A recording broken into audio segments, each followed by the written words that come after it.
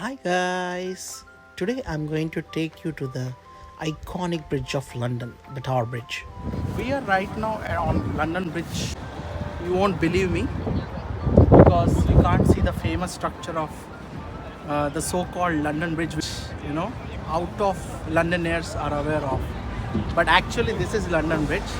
Uh, the bridge which is famous in London is not actually the London Bridge, it is Tower Bridge.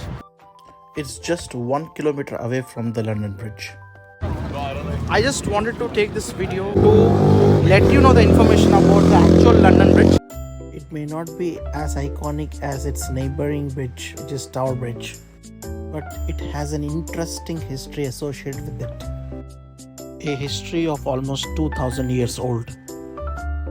But actually, it is famous in the world because of the nursery rhyme called London Bridge is falling down. The first version of London Bridge was built by Romans in 43 AD to connect city of London with the south of London. London Bridge used to consist lot of shops, lot of residential houses and very little walkway to cross. So there used to be a lot of traffic congestion on the bridge. Also, the heaviness of the bridge used to cause a lot of repairs and required to rebuild multiple times. But still, it needed a lot of maintenance. So, as time passed, I think the shops, some of the residential houses were removed, and the market which used to held over here was removed so that it can make way for people and the vehicles to cross over. The London Bridge was kept for auction, and the highest bidder was an American businessman called Robert McClure for $2,460,000. They have lifted the entire bridge, and it went to, I guess, or Arizona, and then the actual London Bridge right now, if you ask me, it is there with America, and I think in Arizona. So we are right now at everyone's favorite Tower Bridge. So this is Tower Bridge, which is adjacent to the Tower of London, and we are going to explore now. Come with me, let's explore. Since 13th century, there were around 14 bridges that were constructed towards the west of London Bridge. However, towards the east of London Bridge, there was none. There were two reasons behind it. First, the asymmetric nature of River Thames. It gets widened towards the east of London Bridge. Second reason was the existence of Pool of London.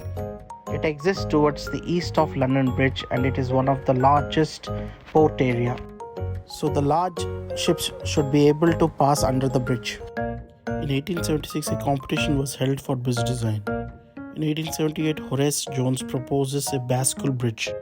John Wolfe Barry was appointed as engineer in 1884, and he has revised the bascule bridge with some modification which was accepted by Parliament in 1885. It has taken almost 8 years to build this, and it started in, I think, 1886, and it was built till 1894. And this was built to just ease the commute.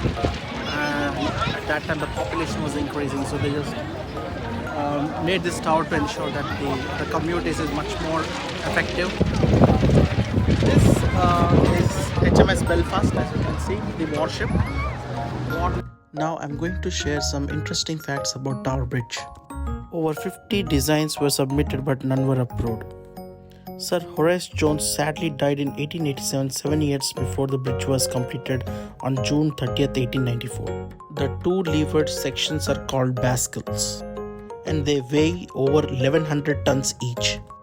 There is a huge chamber underneath the bridge to counterbalance the bascules. Originally, Tower Bridge's two high-level walkways were created so pedestrians could still use the bridge when it was open. However, the walkways fell into disrepair and became one of the London's informal red light districts. Tower Bridge is made up of more than 1100 tons of steel and the foundations need more than 70,000 tons of concrete to support the structure.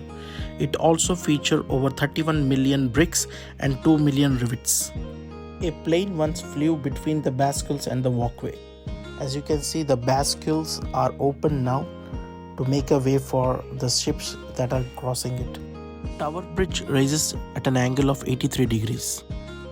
It took 432 construction workers each day to build Tower Bridge. When it was built, Tower Bridge was the largest and most sophisticated bascule bridge ever completed. When Tower Bridge first opened, it used to be powered by coal-burning steam engines, but these were replaced by a combination of electricity and oil in the 1970s. Tower Bridge was painted red, white and blue in 1977 to celebrate the Queen's Silver Jubilee. Before that, it was a boring old brown. It's since had another major facelift between 2008 and 2016, which saw it transformed with the gorgeous bright blue and white we see today. It only takes 5 minutes to raise the bridge, which is kind of impressive when you consider how heavy the bascules are. The bridge is raised through a combination of hydraulic pumps powered by oil and electricity aided by heavy counterweights. Tower Bridge was built to look in keeping with its much older neighbour, the Tower of London, but we suspect the choice of style was also because Victorians loved a bit of neo-Gothic architecture anyway.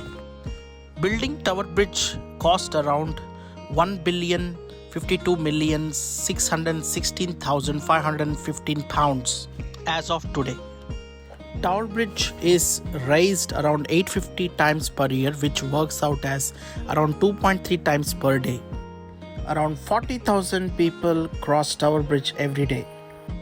We had a chance to visit the two walkways at a cost of £25 per person. You can either use the staircases or the elevators that are available.